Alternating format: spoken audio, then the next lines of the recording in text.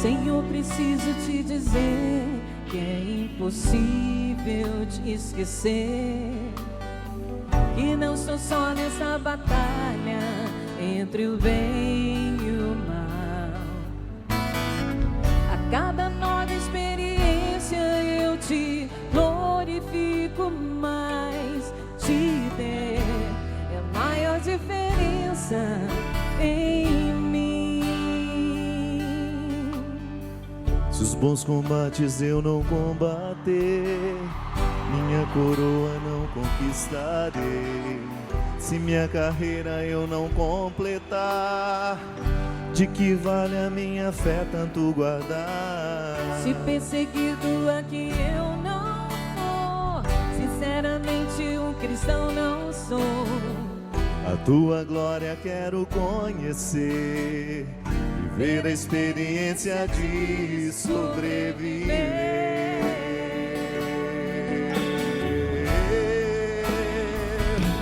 Viver pra mim é Cristo, morrer pra mim é ganho. Não há outra questão quando se é cristão, não se para de lutar. Triunfarei sobre o mal, conquistarei troféu.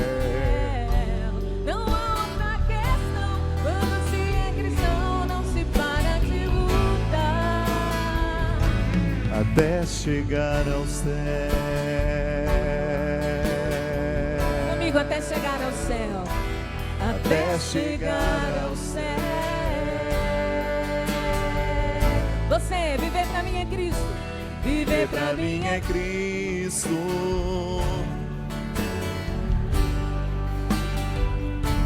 Não há outra questão quando se é cristão, não se para de lutar. Triunfarei sobre o mal, conquistarei troféus. Não há outra questão quando se é cristão, se para de lutar. Agora respira fundo. Até chegar ao céu.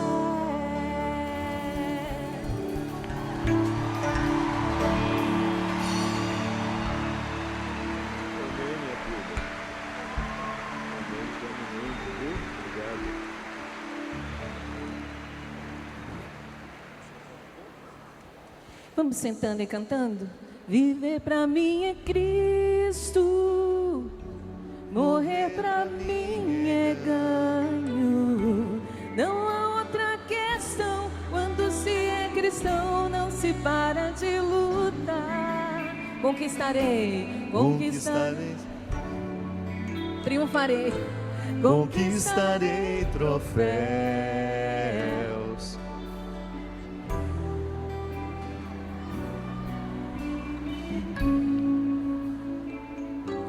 Triunfarei sobre uma... Vamos sentando, gente? Vamos sentando, vocês? Pois nós vamos ter um momento para tirar a fotografia. Pode sentando, para a gente não se dispersar. Vamos lá, por favor, vocês todos que estão de pé. As máquinas, vocês tiram as fotos depois. Vamos lá. Viver pra mim é Cristo, morrer pra mim é ganho. Não há outra questão quando se é cristão, não se para de lutar. Triunfarei sobre o mal, conquistarei troféus. Não há outra questão quando se é cristão, se para de lutar. Vamos assentando. Viver pra mim é Cristo, morrer pra mim é ganho. Não há outra questão quando se é cristão, não se para de lutar.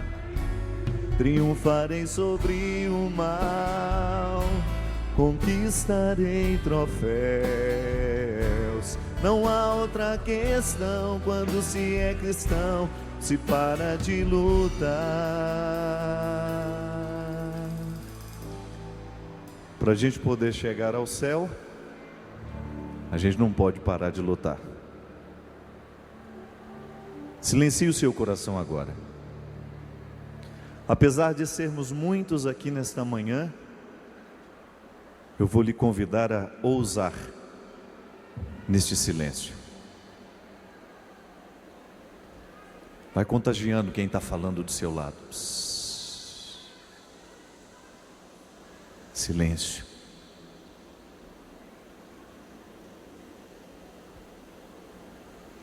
Deus nos trouxe aqui, minha gente, com um propósito. Nós não podemos desapontá-lo. Eu começo dizendo por mim. Eu estou de cama desde ontem. Suspeita de dengue. Verdade. Tô que eu não estou dando conta de ficar em pé. E ontem à noite, quando eu entreguei os pontos, tentei o dia inteiro, prostrado o dia inteiro, aí eu resolvi comunicar a canção nova, que eu estava assim, né? Não podia fingir. E é claro que eles foram compreensivos, dizendo: padre, se o senhor não puder vir, nós vamos justificar a ausência do senhor. Aí hoje, essa noite eu praticamente não dormi nada, muito mal, a minha garganta está muito ruim, estou sentindo muita dor no corpo, dói tudo, né? Eu ainda não sei se é dengue porque eu não fiz o exame, mas eu sinto uma dor inteira, como se tudo em mim estivesse doendo. Dor de cabeça, dor nos olhos, assim em cima dos olhos parece que eu tenho uma pedra. A garganta, um mal-estar horrível, uma vontade de não conversar nem com os pernilongos. E aí durante a noite, sabendo que não estava melhorando nada, que estava só piorando, eu pensei assim, então eu não vou. Mas aí hoje de manhã, quando eu, lá pelas 5 da manhã, me levantei, fui tomar um banho, sentindo todo aquele mal-estar que estou sentindo agora, neste momento, eu pensei que de algum lugar do Brasil você estava se encaminhando para cá. Que de algum lugar deste Brasil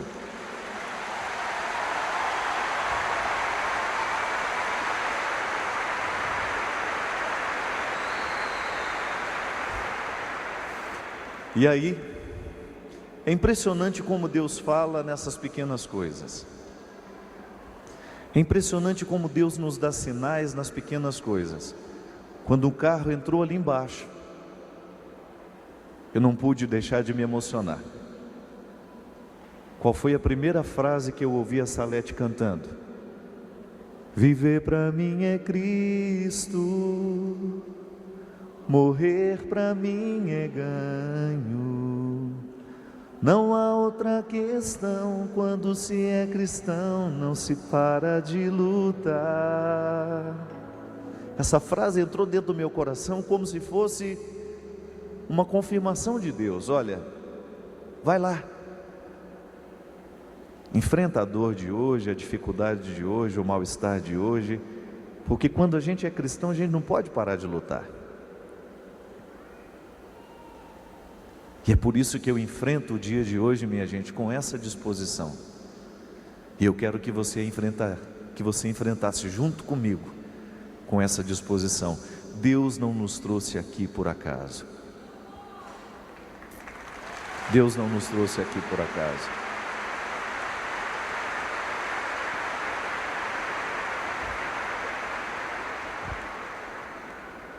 Deus não nos retiraria de nossa casa, do conforto dos nossos lares ou do desconforto dos nossos lares, para que nós estivéssemos aqui hoje sem que nada acontecesse dentro de nós. Eu não quero perder essa oportunidade. Eu sei o quanto está me custando estar aqui hoje. Eu não quero que esse dia passe em branco. Se eu estou aqui é porque Deus me quer aqui. E não há outro lugar deste mundo que possa precisar mais de mim do que este momento, do que essa hora, do que este lugar.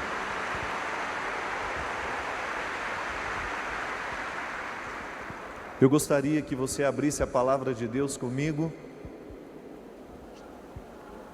na carta de São Paulo aos Filipenses, capítulo 4, versículo 4.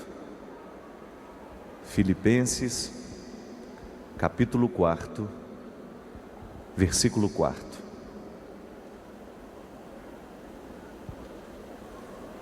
Está sem Bíblia, eu vou ler para você então.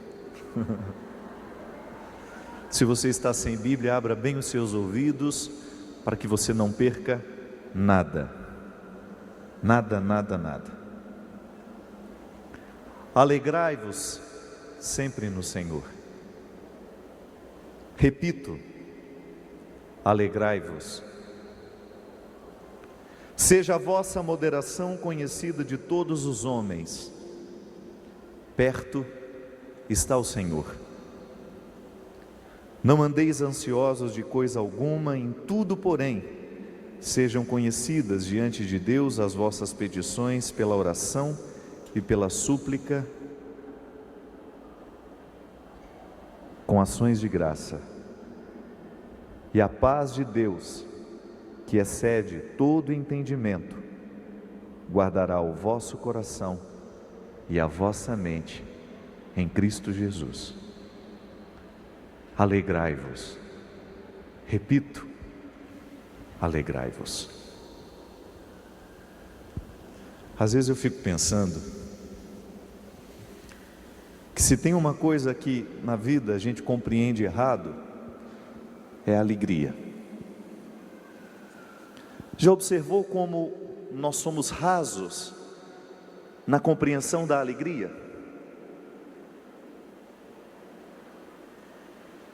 Quando você escuta a palavra alegria, o que é que vem ao seu coração?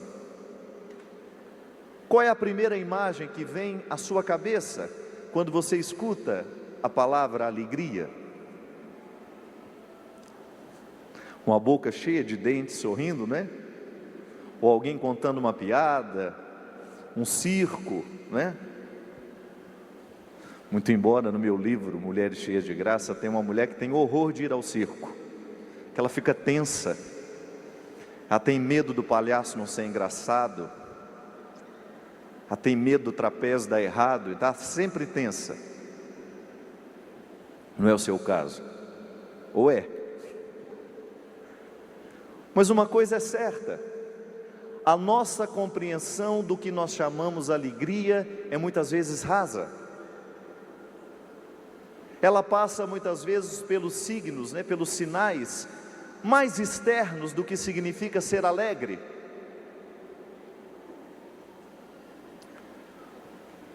A alegria não pode ser na nossa vida apenas um fator externo. E aliás, eu cada vez mais me convenço disso. O cristianismo é um convite ao aprofundamento das questões humanas, sobretudo no que diz respeito à compreensão de tudo aquilo que na vida é humano. A palavra de Deus, a fé que nós professamos, ela é um motivo sempre maior, cada vez mais instigante, para que nós possamos mergulhar no mistério das questões humanas, aprofundar a questão humana. E não é à toa que a igreja tem nos convidado cada vez mais a nós entrarmos em águas mais profundas, adentrar no contexto da profundidade da nossa fé, minha gente, e não há como nós mergulharmos no contexto da nossa fé, se nós não mergulharmos no contexto das nossas questões. A alegria que hoje São Paulo recomenda aos filipenses, é uma realidade humana que nos toca todos os dias, ou porque nós sentimos, ou porque nós estamos vendo alguém sentir, ou porque nós desejaríamos sentir, ou porque nos é ausente. O que é a alegria? O que é este sentimento ou essa atitude que faz com que a gente seja capaz de encarar a vida, de encarar o nosso dia, de levantar todos os dias e dar um jeito na existência e organizar aquilo que faz parte da nossa vida, mesmo que nós tenhamos problemas, mesmo que nós tenhamos dificuldade. E hoje a canção nova nos ajuda a compreender o bonito significado da alegria, atando-a no tema do Kairos de hoje. Qual é a outra palavra que está? Alegria e esperança. Tudo bem. Alegria nós identificamos no momento em que o rosto demonstra. É a primeira notícia que nós podemos ter de uma pessoa alegre, é quando você olha para ela e percebe o sorriso. É uma maneira superficial de analisar a alegria, mas está aí. É um sinal que pode nos indicar alegria ou não. Sede alegres na esperança. O pessoal de Limeira nos ajudou com o tema do Kairos de hoje. Uma salva de palmas para o povo de Limeira aqui hoje. Obrigado.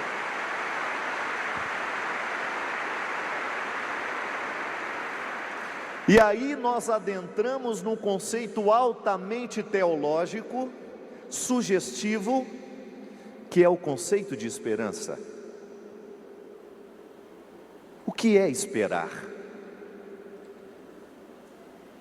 Quando alguém liga e fala assim: oi, comadre, vou passar uns dias com a senhora. Fala: ai, meu Deus, misericórdia. Geralmente a reação é essa, né? Aquela pessoa feliz encontra você e fala: tá chegando uns parentes meus aí, vão passar uns dias aqui em casa. Reza por mim, padre. Não é? Não estou falando disso. Eu estou falando daquela expectativa que você tem dentro do coração, porque você sabe que alguém que você ama vai chegar.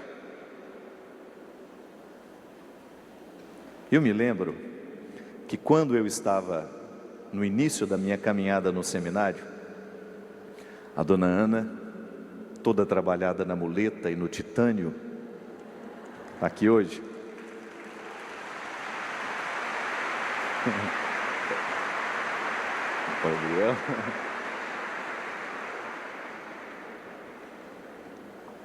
Pobre igual um rato. Quando eu chegava na rodoviária, eu sempre tive mania de carregar muita mala. Pobre adora uma sacolinha de plástico, né? Sempre que termina de fazer a mala, sempre sobra umas coisinhas que você precisa levar na sacolinha plástica, que acabou não cabendo. Aí arruma uns 3, 4 sacolas emprestadas na casa de que você: ô bem, você me arruma uma sacolinha para eu guardar umas coisinhas? Aí você faz uns 3, 4 pacotinhos daquele, além da mala pesada que você tem, e nem é tanto a mala que dá trabalho, mas são as adjacências plásticas, né? Você trouxe uma sacolinha plástica, não? Sempre tem. O pior da sacolinha plástica é quando essa pessoa está hospedada no seu quarto, e depois que você deitou e o quarto está todo escuro, ela resolve procurar a pasta de dente na sacolinha.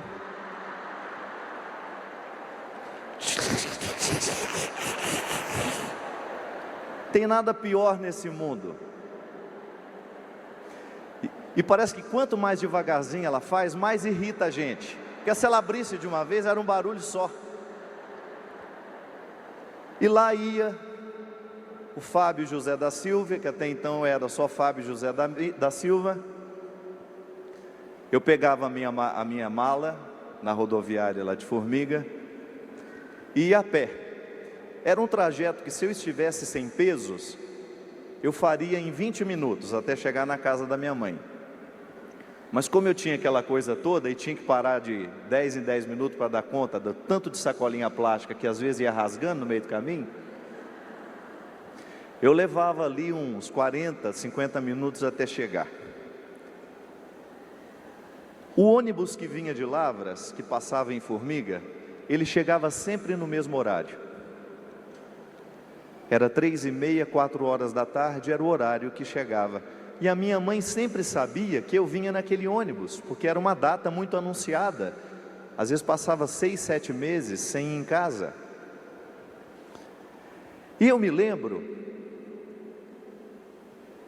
que quando eu apontava no início da rua onde morava minha mãe, onde era a casa onde eu nasci, até hoje está lá, a cena era a mesma.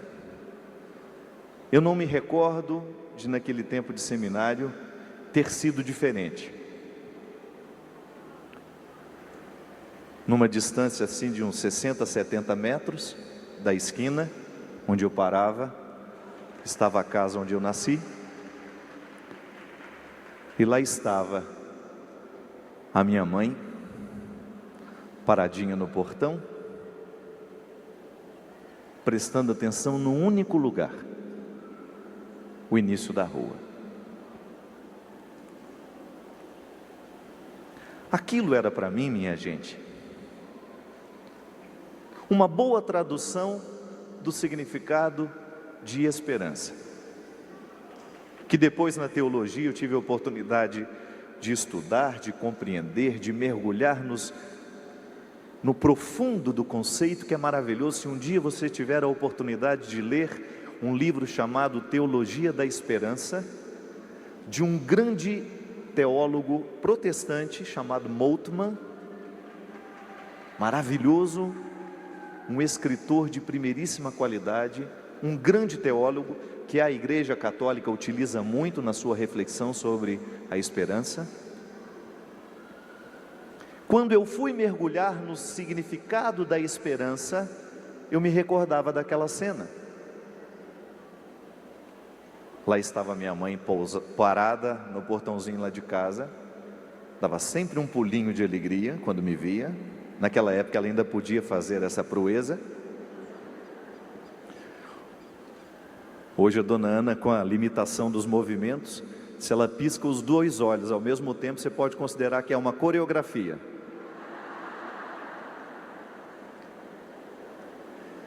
E quando eu ia me aproximando, eu começava a perceber o ritual da espera que ela havia preparado. A casa estava tinindo de limpinha, que não era sempre assim não.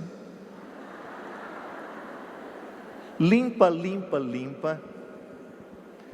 Lá em casa, o sabonete que eles usavam era Lux de Luxe, o mais pobrezinho, aquele branco, né? Porque nós lá em Minas, assim, a gente entrava no banheiro e você sabia se a pessoa era rica ou pobre. Era o sabonete que a gente observava.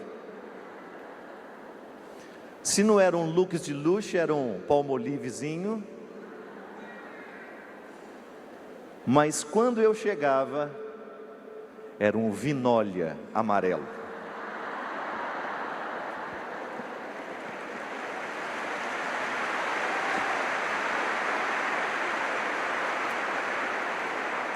Você lembra que chiqueza que era o sabonete de Vinólia? Sensível diferença. Era aquela propaganda que passava aquelas mulheres andando assim, ó. Não era? Você lembra? Era uma propaganda das mulheres andando na rua. Aí só passava essa frase: sabonete Vinólia, uma sensível diferença. E quando eu vi aquele sabonetinho novinho, no papelzinho ainda, eu sabia que a casa estava em festa. E depois, mais tarde, ela me contou que o sabonete era uma iniciativa do meu pai. Ele fazia questão de, sempre que sobrava um dinheirinho, comprava aquele sabonete e guardava, porque sabia que quando o Fabinho chegasse para fazer férias, era esse sabonete que teria em casa. Aí a dona Ana se colocava a preparar tudo aquilo que ela sabia que eu gostava. O tempo era curto, ela precisava fazer por mim tudo aquilo que ela não podia fazer ao longo do ano. Toda mãe que tem o filho fora de casa sabe muito bem do que eu estou falando, minha gente. É assim que funciona o seu coração. Você quer fazer naquele curto espaço de tempo tudo o que você não pode fazer o ano inteiro. É a regra do amor. O amor nos coloca na urgência. Eu não sei quanto tempo eu tenho, vai ser uma passagem rápida pela minha casa. eu vou recobrar o sentido de ser mãe desse rapaz. Eu vou ter a oportunidade de voltar a ser mãe dele como era no passado. Porque a vida, à medida em que nós vamos crescendo, ela vai diferenciando o nosso jeito de ser filho, o nosso jeito de ser mãe, o nosso jeito de ser irmão. Proximidades vão sendo destruídas. E ao mesmo tempo que você vai fazendo outros vínculos com outras pessoas que você nem sabia que existiam. Mas todo aquele contexto de preparo, todo aquele contexto de limpeza da casa, de sabonete de vinolha, substituindo o mais velhinho, o pobrezinho, é para mostrar ao coração de quem chegou, que há um motivo muito especial naqueles que estão recebendo. Você chegou. A espera no portão fez nascer uma das músicas mais bonitas que eu compus. E eu espero por você, e não me canso de esperar, a porta aberta eu vou deixar, se quiser pode voltar. E eu espero por você, e não me canso de esperar, meu coração se alegrará quando você... E aí,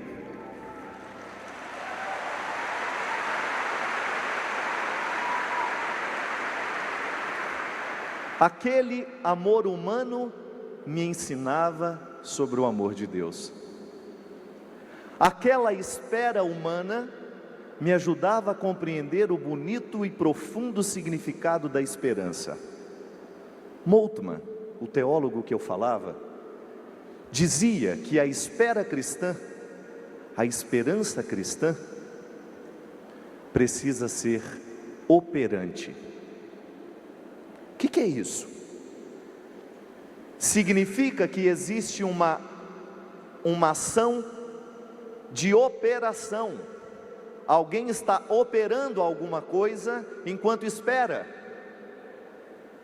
A minha mãe não ficava para, meu filho vai chegar, meu filho vai chegar. Não, ela ia para os tachos de doce, ela ia para a faxina, meu pai ia para o supermercado, colocava todo mundo para fazer alguma coisinha. Não é assim? O contexto da espera fazia com que existisse um trabalho, uma luta. Alguém, porque está esperando, não cruza os braços, mas começa a antecipar no tempo aquilo que nós queremos que aconteça no dia de amanhã. Veja bem, minha gente, esse é o significado profundo, é a base do profundo significado da esperança cristã, que a Canção Nova nos convida a viver hoje. Alegrai-vos na esperança. Como assim? Como é que eu posso fazer brotar a alegria a partir da esperança?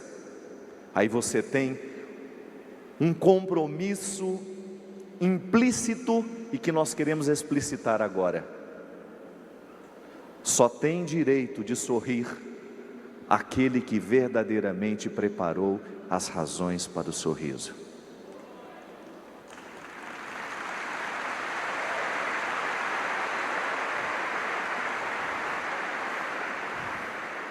E nisso eu admiro profundamente a religião que nós professamos, a fé que nos faz acreditar no que a gente acredita. Nós não acreditamos num Deus que faz chover sobre a nossa casa, sem que antes a gente tenha dado a Ele o material da chuva. A esperança é comprometedora, porque eu digo que espero, eu tenho que demonstrar nas minhas atitudes, eu tenho que fazer da minha vida um contexto de ações, para que a minha esperança não seja em vão, não seja vã, não seja em vão. Nós muitas vezes queremos a alegria, nós queremos a felicidade na nossa vida, nós queremos a realização, mas nós não queremos o compromisso da esperança. Esperança não é cruzar os braços e esperar que as coisas aconteçam, é uma expectativa que nos coloca num processo de ação. Isso é concreto, isso é cidadania. Até na compreensão do que nós chamamos de cidadania, o conceito de esperança se aplica. A maneira como nós lidamos com aquilo que é público. Vejam bem, as catástrofes que nós estamos vivendo nos dias de hoje, cada dia é uma coisa que acontece, minha gente. Todos os dias você tem motivo, e até ontem eu dizia no meu Twitter, né? Muda a notícia, mas o sofrimento continua lá. Pararam de noticiar as tragédias do Haiti, mas o povo haitiano continua sofrendo. Porque depois do Haiti teve o Chile, já esquecemos o Chile, fomos agora para Niterói, fomos para Angra, Rio de Janeiro. São muitos os lugares em que a dor humana está acontecendo. Aí você precisa pensar, onde é que nesta tragédia está a responsabilidade humana? Eu ouso dizer que em 90% dos casos. Os outros 10% fica para aquele que faz parte do processo natural de uma realidade criada que tem limites e que, se não é respeitada, ela manda os seus recados. Aí, diante da tragédia, o que nós podemos fazer?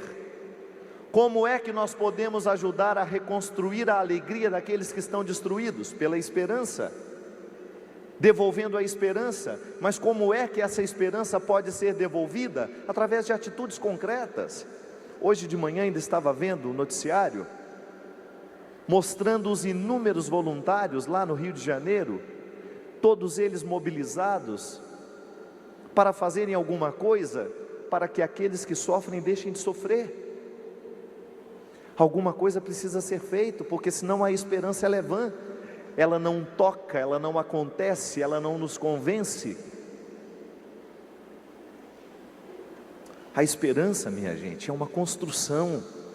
Assim como nós precisamos lançar alicerces para que a casa não caia, a gente precisa tomar cuidado de todas as ferragens, de todo o material que está sendo usado para que essa construção continue de pé. Mas se nós quisermos a alegria sem os comprometimentos da esperança, nós vamos ficar desiludidos. E a palavra de Paulo, ela não nos ilude. Alegrai-vos, está aqui, repito, alegrai-vos.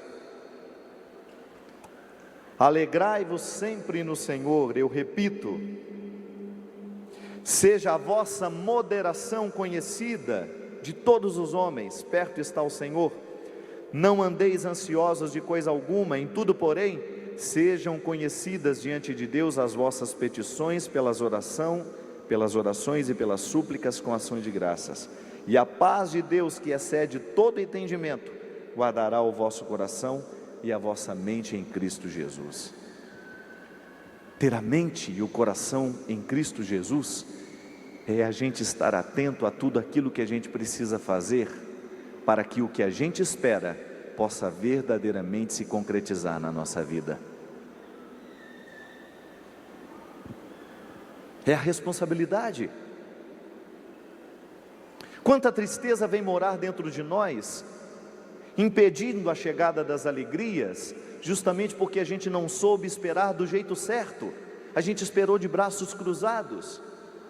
A nossa petição, a nossa oração, tudo aquilo que nós pedimos a Deus, precisa estar aqui, conjugada na história, a partir de ações. Eu peço a Deus que me conceda a sua graça, que nunca é cessada, mas eu tenho que fazer a minha parte nessa história. É a minha luta, é a sua luta. Eu não sei se você assiste Super Nanny. Tem umas criancinhas ali que você tem vontade. Vocês assistiram ontem Gente, ontem, quando a gente fica doente, a gente chora mais fácil, né? Eu chorei umas 3 vezes durante o programa. Ontem a Super Nani visitou uma família que, quando mostrou o quadro, eu pensei, ixi, ela não vai dar conta não. O negócio era feio lá. Era uma avó que cuidava dos netos, já começou o problema. Vó que cuida de neto, minha gente. Eu já até recomendei, Eto, se você achar que dá certo, eu gostaria muito que a minha mãe escrevesse um livro pela Canção Nova. Como destruir uma criança.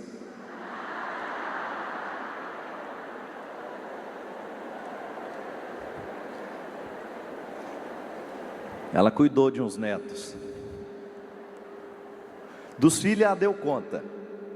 Mas eu acho que o avô e a avó não podem ser os primeiros responsáveis pela criação dos filhos, dos outros.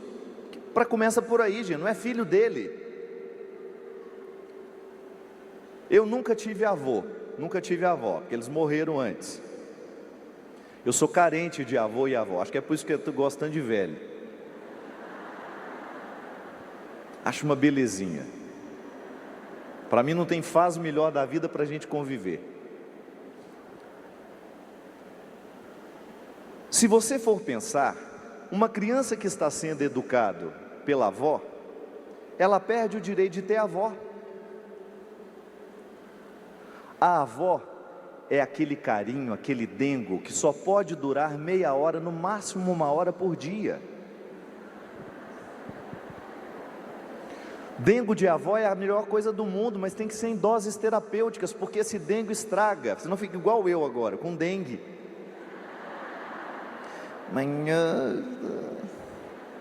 Você concorda comigo? É um perigo.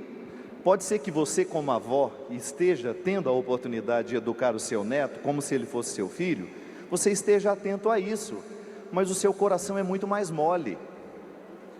Você olha para aquela carinha cheia de dente, aquela bundinha cheia de cocô,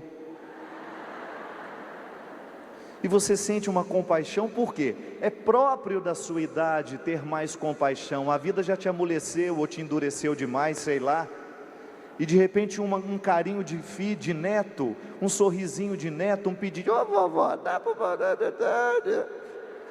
Isso te desmonta.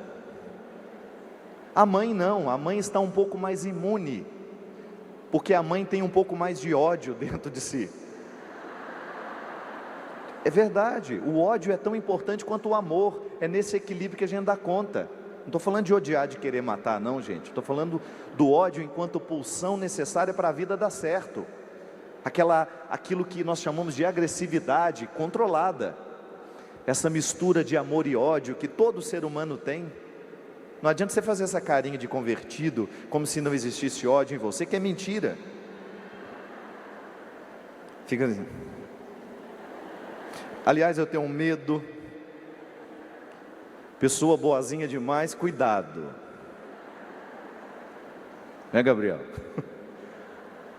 Eu e o Gabriel, às vezes, de vez em quando, a gente tem vontade de escrever uns livros, mas a gente só não tem coragem.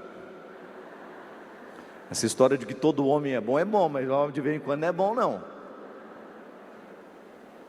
Então, se você não consegue conciliar na vida do filho, do neto, este equilíbrio necessário, ele vira um estrago, e foi justamente o que mostrou o programa de ontem. A avó educando os filhos da filha que trabalha o tempo todo fora. Quando chega, ela não tem disposição para conviver com os filhos, porque já criou diferenças demais entre ela e as crianças. É a avó que administra tudo e infelizmente administrando de um jeito errado, deixando as crianças fazerem o que queriam. As meninas ficavam dia e noite na frente do computador, ninguém tinha uma função, todo mundo ficava nas costas daquela avó. O menino menor, minha gente, ele fazia o que queria dentro daquela casa. E o que a Super Nani precisou fazer? Mostrar que a falta de alegria naquela casa E realmente não tinha alegria, ninguém convivia, era o tempo todo agressividade uns com os outros, as coisas não estavam felizes ali dentro. A primeira frase da Super Nani para aquela família foi muito bonita.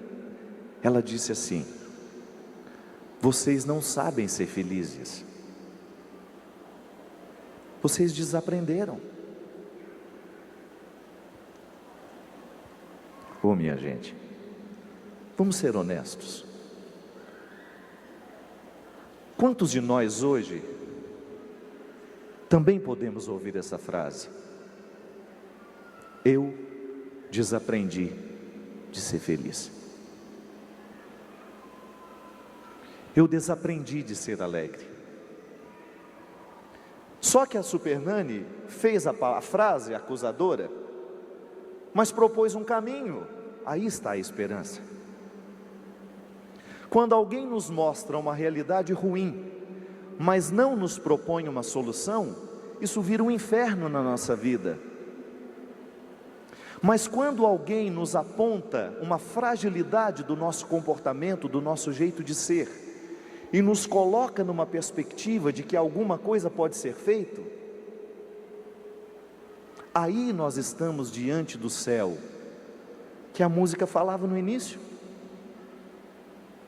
Se os bons combates eu não combater, minha coroa não conquistarei. Se minha carreira eu não completar, de que vale a minha fé tanto guardar? Se perseguido aqui eu não for, sinceramente um cristão não sou. A tua glória quero conhecer, viver a experiência de sobreviver. Agora olha que lindo isso. Viver para mim é Cristo, morrer para mim é ganho. Não há outra questão, quando se é cristão não se para de lutar. Triunfarei sobre o mal, conquistarei troféus. Não há outra questão, quando se é cristão não se para de lutar, até chegar às... Aí tá certo. Aí, minha gente, nós temos o direito de esperar pela alegria, sim, porque a gente não parou de lutar. Não parou de lutar. Esse é o segredo dos campeões. Esse é o segredo daqueles que ultrapassam o primeiro lugar. Eles não param de lutar, eles não desistem. E foi justamente o que aconteceu naquela casa, quando ela começou a propor que o caminho que pode nos levar à alegria é a esperança. Sabe como? Sabe como essa esperança foi estabelecida? Ela poderia muito bem ter dado um abraço naquela família, ter feito uma proposta: gente, vocês precisam conversar um pouquinho mais, vocês precisam ser mais amigos uns dos outros, essas crianças precisam ter atividades, elas não podem ficar o dia inteiro à toa. Não. A Super Nani conviveu com aquela família, colocando metas escritas na parede. Começou a fazer aqueles games que ela faz, de maneira muito didática. Cristã, aquela mulher é cristã, evangélica, fervorosa. Ela aprendeu no Evangelho. Ela faz parte dos raros educadores neste país que tem um pé na pedagogia e o outro na Bíblia, que conhecem os ensinamentos de Jesus, que sabe muito bem que sem amor nós não podemos ser felizes, que sem responsabilidade nós não podemos crescer, que sem compromisso não é possível ter ética, que sem honestidade não é possível ter sociedade. E aí começou a propor para aquela família um código novo de conduta: vamos esquecer a vida antiga. Esta vida antiga lhe fez esquecer a alegria. Vocês não estão sendo alegres. E aí colocou a mãe diante da filha, lavaram a roupa suja. A mãe reclamou: você me deixa sozinha demais. A Supernanny falou assim, diga olhando isso nos olhos dela, que ela falou para a Supernanny, ela me deixa sozinha demais com os filhos dela, ela não me ajuda, ela não é minha amiga. A Supernanny disse, não é para mim que você tem que dizer, olhe para ela. E nisso a mãe começou a chorar.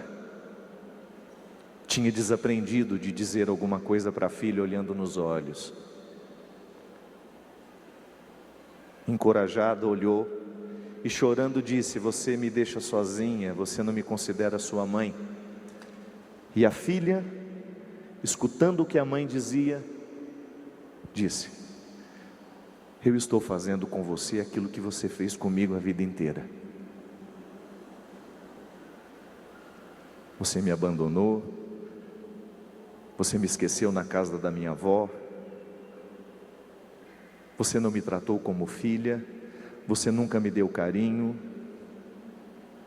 e agora eu não sou nem capaz de reconhecer tudo aquilo que você faz pelos meus filhos, porque existe muita mágoa aqui dentro de mim. E aí, na coragem de dizer uma para as outras, isso é esperança, trabalharam, tiveram ao final de uma conversa de quase 1 hora, a oportunidade de se abraçarem, e a partir daquele abraço, começaram a dar os passos nas responsabilidades que a esperança sugere, para que elas pudessem voltar à alegria. Minha gente, resumindo, aquela família começou todo mundo ter obrigações, as meninas que ficavam à toa começaram a ter responsabilidades, começaram a ter um compromisso de almoçarem juntas, de comerem juntas, de sentarem todos à mesa pelo menos uma vez por dia, de terem um momento de brincadeira entre a família toda, com brincadeiras simples que a Supernanny deixou para que eles pudessem fazer. O menino que só dormia na cama da avó começou a dormir sozinho no quarto que era dele, que ele já tem 6 anos, já começou a tomar banho sozinho. As regras foram o caminho para que a alegria fosse devolvida àquela casa. É isso. A alegria vai embora da nossa vida porque nos falta o compromisso com a esperança. Nós vamos deixando de fazer a nossa parte, nós vamos abrindo mão das responsabilidades que são nossas, que ninguém pode fazer por nós. Nós não vamos buscando a alegria nossa de cada dia, nós não vamos construindo a partir do nosso esforço, da nossa luta, a parte que só nós podemos realizar dentro do nosso processo, minha gente. Nós não podemos mais continuar abrindo mão daquilo que só nós podemos fazer. Você como pai, você como mãe, você como filho, você como homem, como mulher, como ser humano, que hoje gostaria muito de ir embora para casa, reaprendendo a ser feliz, reaprendendo a ter alegria, não a alegria que está aqui no sorriso falso muitas vezes, que o ator sabe dar, interpretando uma cena mesmo que o seu coração esteja dilacerado de infelicidades. Eu falo daquela satisfação que você tem de deitar a cabeça no seu travesseiro todas as noites, e você saber que você combateu o bom combate. Você foi o ser humano que você poderia ter sido. Você não deixou de fora nenhum aspecto importante. Você não abriu mão de construir a esperança que lhe dará direito ao sorriso mais tarde. É com você, é comigo. Ninguém virá aqui gritar um código moralista para nos acusar ou para nos absolver de qualquer coisa que seja. Absolvições e condenações são sentenças fáceis, simplistas muitas vezes. É por isso que Jesus fugia delas. Jesus não era adepto de sentenças condenatórias. Ele preferia refletir a questão, ele preferia devolver a questão àquele que estava condenado, retirava do poder de quem condenava e devolvia o que era condenado, para que o condenado mesmo tivesse condições de olhar se aquela condenação lhe cabia ou não. Por isso que Jesus marcou a história. Retire todo o aspecto da divindade de Jesus que nós cristãos reconhecemos e o resto do mundo não. E você saberá que mesmo em religiões que não professam Jesus como Salvador, são incapazes de negarem que nele existe um ser humano memorável. É Deus. Nós o professamos assim e nós queremos contagiar o mundo com essa verdade. Jesus era raro como ser humano, porque não classificava a vida em sim e não, porque não classificava a vida numa resposta simples que você vai cair na sua mão e depois você engole de qualquer jeito. Não, cristianismo é luta de todos os dias, você se aprofundar nas suas questões, de você aprender a lidar com você mesmo, de você começar a descobrir onde que você erra e lá interferir para que você caminhe no processo da esperança, para que a sua alegria seja de fato construída. Viver para mim é Cristo, morrer para mim é ganho. Não há outra questão, quando se é cristão, não se para de lutar. Pronto, essa frase resolve tudo. É cristão? Então não para de lutar não. Volto a dizer, eu não dou conta.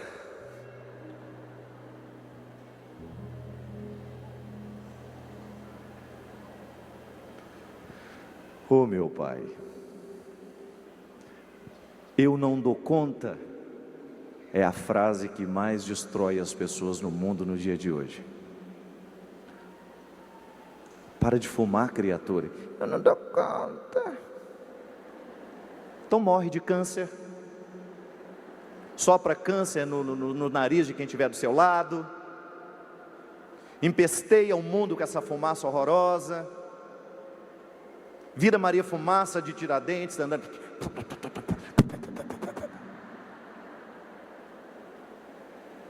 Eu não dou conta. Continua não dando conta. Esse caminho é simples. Essa resposta não requer muito de nós não, minha gente. É uma solução fácil. Eu sei que não é brincadeira parar de fumar, mas começar é. Então se um dia você começou, e se era fácil começar, assuma a responsabilidade de ter que parar, porque agora é difícil. Ninguém prometeu para você que seria fácil parar do jeito como foi começar.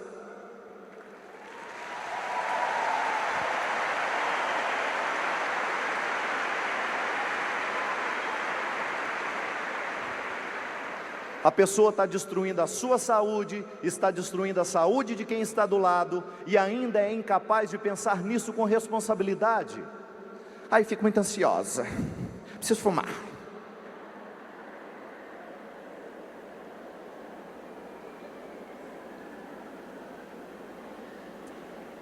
O caminho é estreito.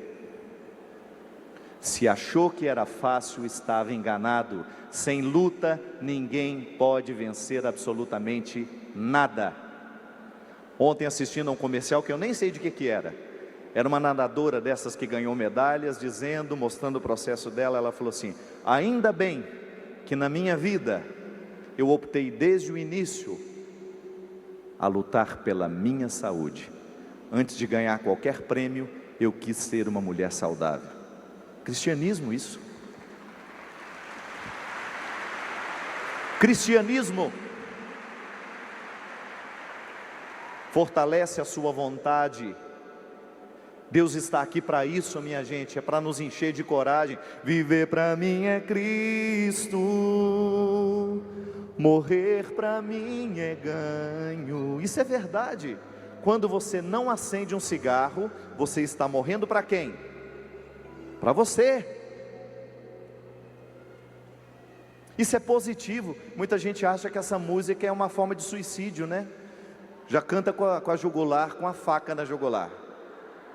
Não, morrer para mim é ganho, porque quando eu vivo para Cristo, eu começo a morrer para tudo aquilo que me destrói, para tudo aquilo que é mesquinho, para tudo aquilo que é rasteiro, para tudo aquilo que não faz parte de um homem e uma mulher de Deus. Os projetos de Deus são para cima. Quem gosta de nos jogar para baixo é o diabo, e dele nós não podemos ser parceiros. Viver para mim é Cristo, morrer para mim é ganho. Então ganha, pelo amor de Deus, está na hora de ganhar. Chega de perder, criatura. Cada cigarro que você acende é um pouco que você perde. Para de perder. Para de perder a sua saúde, para de perder a sua vitalidade, para de jogar dinheiro fora. Você precisa parar de beber? Eu não consigo. Eu sei que não é fácil. Busca ajuda. Busca. Precisa emagrecer? Eu não consigo. Viver pra mim é morrer pra mim é ganho. Não há outra questão quando se é cristão, não se para de lutar. Triunfarei sobre o mal, conquistarei troféus. Não há outra questão quando se é cristão, não se para de lutar. Agora, não acredite naqueles discursos que querem te enganar. Pague o dízimo e a salvação vai entrar na sua casa. Conversa fiada. O céu não se compra com dinheiro, o céu se compra com atitude. É conversão. Pague o dízimo e você vai ver a prosperidade chegar na sua vida. Cuidado, cuidado. É trabalhando honestamente que se chega na prosperidade. Deus não é moeda de troca. Deus não é moeda de troca. O seu dízimo, a ajuda que você dá aos miseráveis, aos pobres, à sua comunidade, à sua paróquia, à sua diocese, à Canção Nova, ela não é uma obrigação, ela nasce da sua capacidade de reconhecer que Deus lhe dá muito e que por isso você ajuda aquilo que precisa, sobretudo aquilo que divulga aquele que é maior. Não corra atrás de um cristianismo que te ilude. Não corra atrás de um cristianismo que te entorpece, que esquece que esperança tem que trabalhar, minha gente. Que para se chegar ao céu tem que dar trabalho, tem que subir muita escada. Viver para mim é Cristo, morrer para mim é ganho. Não há outra questão quando se é cristão, não se para de lutar. Triunfarei sobre o mal, conquistarei troféus. Não há outra questão quando se é cristão, não se para de lutar até chegar ao céu. E aí, minha gente, sabe o que é bonito? O céu que nós tanto esperamos, ele já começa em realidades muito concretas na nossa vida. Às vezes o céu que você espera é parar de fumar, é perder uns quilos. Não é para ficar bonito não, gente. Não é só para ficar bonito não, é para ficar mais saudável. Porque tem gente gorda que é muito mais bonita que aquele magrelo. Estou falando disso não. Estou falando de saúde. Não é? É a gente não desistir. É a gente saber que nós não temos o direito de nos entregar. Vou terminar contando uma historinha que para muitos eu já contei. A minha mãe foi passar uma temporada em Aracaju. Eu já falei isso, a minha mãe é uma pessoa muito perigosa. Não convide ela para passar uns dias na sua casa, que ela vai. Foi passar o Natal lá. E agora, início de janeiro, sentiu um mal-estarzinho, desmaiou. Foi para o hospital, fez uns exames, não deu nada. Isso numa quinta-feira, não, numa terça. Na quinta-feira, ela estava no interior de Aracaju, a Jânia, que eu estava hospedando a minha mãe lá, falou assim: Dona Ana, vamos em Aracaju para a gente fazer um exame, para ver o que verdadeiramente aconteceu com a senhora? Aí foram levar a Dona Ana, na quinta-feira, e qual não foi a nossa surpresa? Que a Dona Ana estava infartada desde terça. Por um milagre, sobreviveu. Aí foi aquela confusão toda, precisou fazer um processo cirúrgico, né? Fez um cateterismo, uma coisa lá, desobstruiu, identificou o problema. E aí, fizeram na sexta-feira, ela estava infartada desde terça. No sábado, ela ainda na UTI, com aquela voz toda mole de quem estava doente, o doutor, o médico, colocou ela para falar comigo. Tinha falado com ela antes do procedimento, então depois do procedimento, ela lá na UTI, ela falando comigo. Aquela voz mole: oi, meu filho, mas eu estou muito bem aqui, muito bem cuidada. Achei que ela estava pensando que estava numa colônia de férias, né? Que a UTI era uma colônia de férias. E aí, lá pelas tantas da conversa, eu notei que ela começou a falar mais baixinho, como se quisesse me contar um segredo. Coincidentemente, na segunda-feira, isso era um sábado, na segunda-feira eu teria um show para fazer numa cidade próxima, uns 50 a 60 quilômetros de Aracaju. E ela sabia. E aí ela na UTI, com o telefone do médico, ela começou a falar assim mais baixinho: aqui, segunda-feira você vem mesmo? Falei: vou, mãe. Pois é, sabe o que eu estava pensando? É que eu estou bem amiga do médico. Aí eu pensei, quem sabe, ele pudesse me liberar para eu ir no show.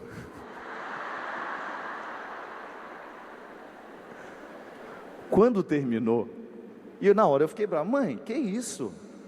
Só está numa UTI, mãe. Não é brincadeira o que a senhora teve, só teve um infarto. Ela ouviu tudo caladinha e só falou assim: você está certo. Mas na hora que desligou o telefone, eu fiquei rindo sozinho. E mais uma vez a minha mãe me deu uma aula de esperança. Você sabe por quê, minha gente? Às vezes, por muito pouco, por uma dor de dente, a gente desiste. Hoje, quase que por causa de uma denguezinha, que eu nem sei se é dengue, é um mal-estar, da ponta desse fio de cabelo até a unha do pé, eu quase não vim para cá. Mas quando eu fiquei sabendo que você estava aqui, eu falei: não posso deixar de ir. Tá lá.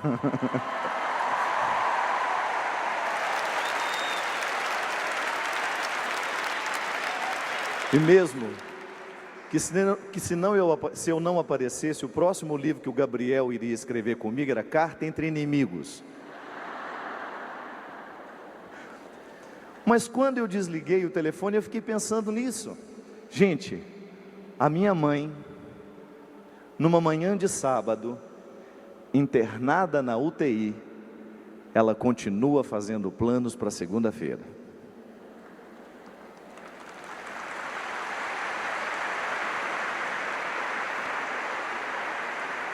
Aí, eu cheguei a uma conclusão, que a minha mãe vai morrer. Não vai ter jeito. Mas ela vai morrer vivendo. Não desiste fácil, não.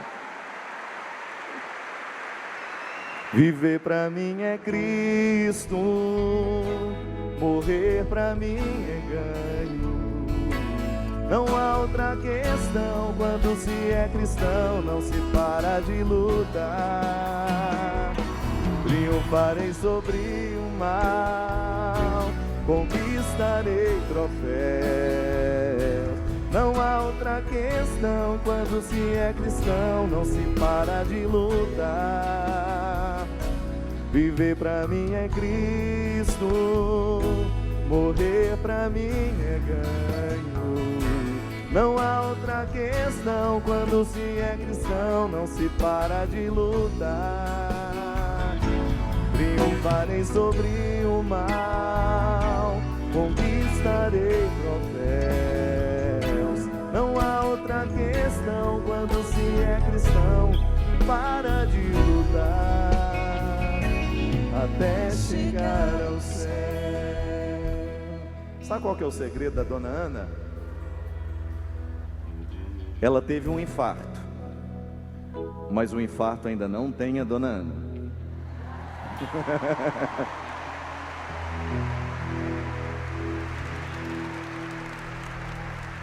E aí, minha gente, olha quem está do seu lado aí.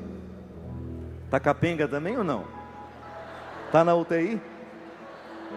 Tá? Mais ou menos, né? Fala para ela assim: mesmo que você esteja na UTI da vida, do sofrimento, da tristeza, nunca deixe de fazer planos, porque Deus lhe quer esperando. E na construção dessa esperança, preparar o seu sorriso. Erga os seus braços. Viver pra mim é Cristo, morrer pra mim é ganho. Não há outra questão, quando se é cristão, não se para de lutar. Solta a sua voz. Triunfarei sobre o mal, Conquistarei troféus. Quando se é cristão, não se para de lutar, até chegar ao céu. Ila Maria, Laria, Laria, Laria, Laria, Laria, Laria, Laria, Laria, Laria, Laria, Laria, Ela Mara, Lara, Laia, Lara, Lara, Lara. Solta a sua voz. Esse é o momento de pedir que Jesus venha libertar o nosso coração de toda desesperança. Que o Senhor venha abrir as portas da alegria. Que o Senhor venha restaurar a nossa vida. Tudo aquilo que você sabe que é escravidão, tudo aquilo que aprisiona a sua esperança, todos os seus descompromissos com a vida, tenha coragem de apresentar hoje diante do Senhor. Não permita que a desesperança prevaleça. Hoje é o dia da alegria. Não há alegria superficial que o mundo oferece. Sorrisos temporários se apagam com muita facilidade, que se apagam depois que termina o efeito do álcool, que terminam com o sexo. Sorrisos que são despedaçados nos nossos rostos depois que o tempo passa. Nós falamos da alegria definitiva que o Senhor quer colocar em nós. Alegria que nos coloca na perspectiva do céu, que não nos deixa desanimar diante dos problemas da vida. O Senhor me toca neste momento, e eu tenho certeza que muitos de nós aqui precisamos ser libertados desta preguiça espiritual, que nos impede de ir adiante, que nos amordaça, que nos impede de tomar a decisão que trará a nossa libertação. Jogue fora hoje, movido na força do Espírito que nos conduz. Renuncie tudo aquilo que na vida é pecado, tudo aquilo que é peso, tudo aquilo que gera a sua desesperança, tudo aquilo que te impede de lutar. Peça a Deus hoje a graça de jogar fora as suas frases: eu não posso, eu não quero, eu não tenho condições. Que o Senhor substitua todas essas frases por eu quero, Senhor, eu posso, Senhor, eu vou adiante, eu não vou desistir de lutar, eu não perco a esperança, eu não desespero, Mas todos os problemas que tem, Mas todos os problemas que eu tem, quero administrá-los. eu quero administrar. Eu quero chegar ao céu, Senhor. Eu quero chegar ao No céu. agora da minha vida, No agora da minha eu jogo vida. fora Eu jogo as fora minhas tristezas, as minhas tristezas, as minhas desesperanças, as minhas as desesperanças, minhas enfermidades. as minhas enfermidades. E assumo, Senhor, E assumo, a Senhor, vida nova a vida nova que o Senhor me concede. que o Senhor me concede.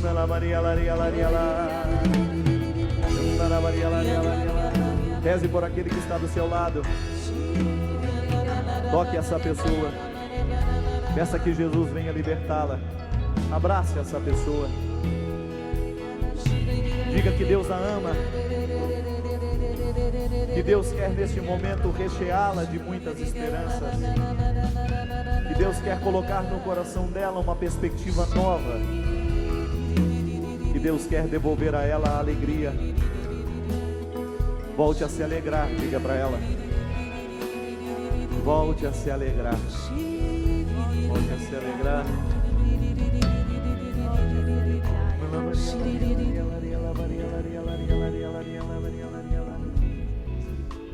A palavra de Deus diz assim: alguém dentre vós está doente, recorra à oração. A oração da fé salvará o doente e o Senhor o levantará. Nós estamos aqui numa grande assembleia orando uns pelos outros. E eu quero chamar nesse momento ainda o Dr. Roque e o Eto, para nós orarmos pelo Padre Fábio de Mello. Você que está aqui, você que está em casa, ouviu bem o que ele disse. Ele estava de cama, e no coração dele, ele pensava: eu terei forças para ir para a Canção Nova hoje? Mas, naquele momento, ele pensou naqueles que o aguardavam aqui, e os que estariam pelos meios de comunicação, ouvindo-o, e ele disse: eu vou. Padre Fábio de Mello, quero dizer algo que a Sagrada Escritura diz: chamai os valentes, diz o Senhor.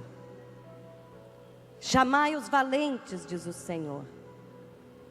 E o Senhor diz: os valentes respondem: mesmo enfermo, eu sou guerreiro.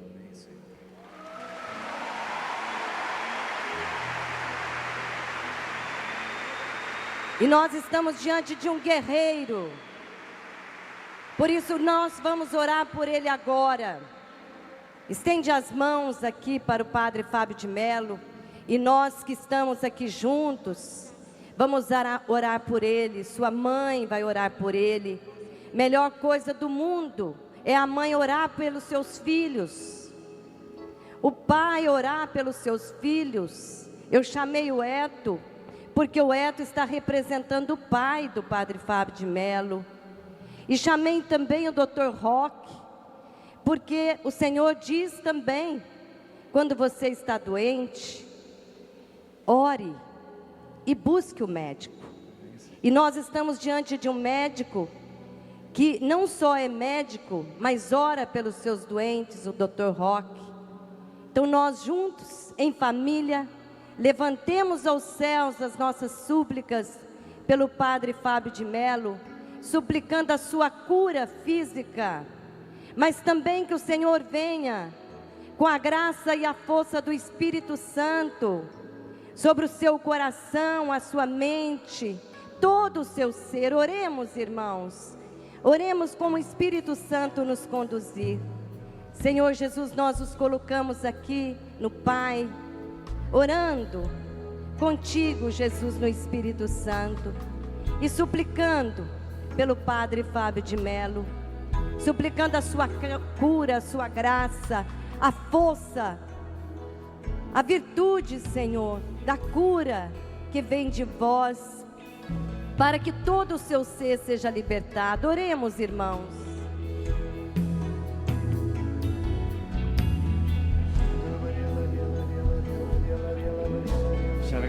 Senhor, Traz a cura, Senhor. Traz a cura para esse padre que representa tão bem a sua palavra. Cura, Senhor. Cura, Senhor Jesus. Porque a cura sempre é de Deus. Nós, profissionais de saúde, somos só instrumentos da cura de Deus. E me usa, Senhor, me usa para curar todos os doentes em seu nome. Senhor Jesus, quero pedir que toda fragilidade que o Padre Fábio tem, que o Senhor o faça reconhecer e isso transforma em fortaleza. Ele é teu. O Senhor sabe como Ele te ama e nós sabemos como o Senhor o ama por todos os dons que o Senhor os dá. Ele é um teu filho que teve coragem de colocar a sua vida para o mundo. Que Ele não só cure o coração, a alma, o espírito, mas a gente bem sabe que Ele cura o nosso interior. Aquilo que nós precisamos de mais ouvi-lo, o Senhor nos deu este instrumento. Então, Senhor meu Deus, minha Mãe Santa, transforme qualquer tipo de fragilidade e uma força imensa, uma força que Ele possa converter muitos e muitos. Amém. Obrigado, gente. Hoje, Dr. Roque, Luzia, minha mãe, Salete, o Gabriel. Vem cá, Gabriel. Gabriel Chalita, nosso grande amigo.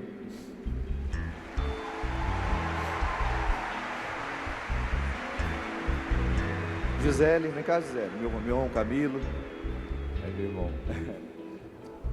Fico pensando, gente, a construção da nossa esperança passa pelos nossos amigos, pelas pessoas que nos amam. A alegria só chega, assim como chegou hoje no meu coração, quando eu escutei uma voz que me ama.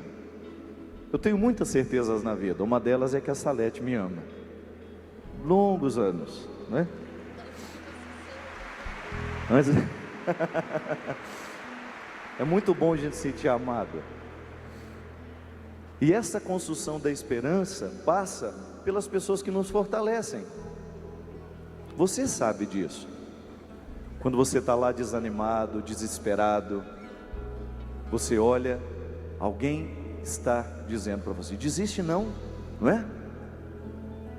Essa é a força que nos congrega, minha gente. A igreja sabe nos ensinar que a santidade só é possível na comunhão, quando nós nos fortalecemos. Assim como o meu irmão Camilo me sustenta na minha missão agora, nesses dias, sabe por quê?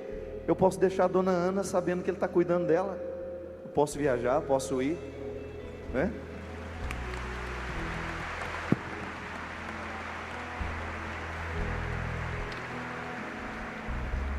Recorde-se agora das pessoas que são importantes na construção da sua esperança, que não deixam você desanimar. É um padre, é um amigo, é uma irmã, é o Monsenhor Jonas, é o padre da sua paróquia, é um amigo que você tem, é seu pai, é sua mãe. Isso é importante demais. Não perca a capacidade de trazer para a sua vida aquelas pessoas que ajudam a manter de pé a sua esperança, porque são elas que são fundamentais para nos darem a força. Igual ontem, a minha mãe foi lá para minha casa ontem, pedi para buscá-la. Ela ficou sentadinha lá do lado da minha cama. Não foi? Tomou um mingauzinho de fubá com alho comigo, não foi? Eu que fiz para ela. Ontem foi o contrário. E que mingauzinho bom, não dava? E hoje eu gostaria de cantar para minha mãe isso. A minha mãe me lembra isso, que eu não devo desistir o tempo todo. A minha mãe é uma mulher que tem uma capacidade imensa de se reconstruir. Quando a gente olha para aquela situação e pensa, agora a dona Ana não vai dar conta, daí um tempinho ela está em pé, mesmo que amparada. Mas o segredo, dona Ana, para a gente não desistir, é um só. E a senhora que me ensinou, sabe qual foi? Se os bons combates eu não combater, minha coroa não conquistarei. Se minha carreira eu não completar, de que vale a minha fé tanto guardar? Se perseguido aqui eu não for, sinceramente não sou. A tua glória quero conhecer, viver a experiência de sobreviver.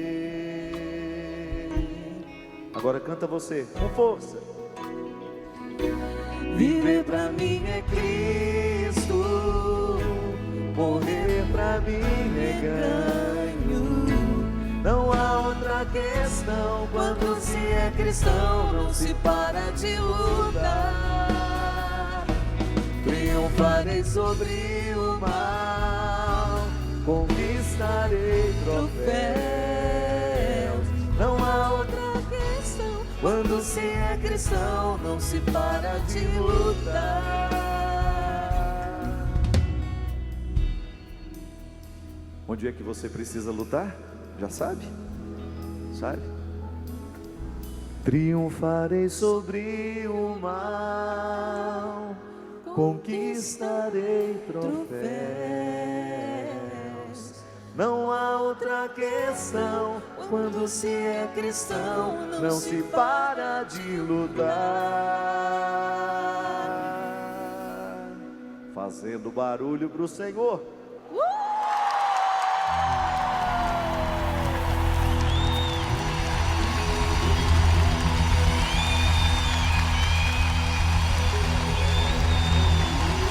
Mais forte.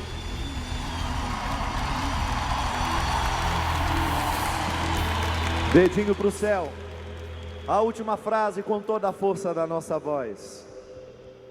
Até chegar ao céu.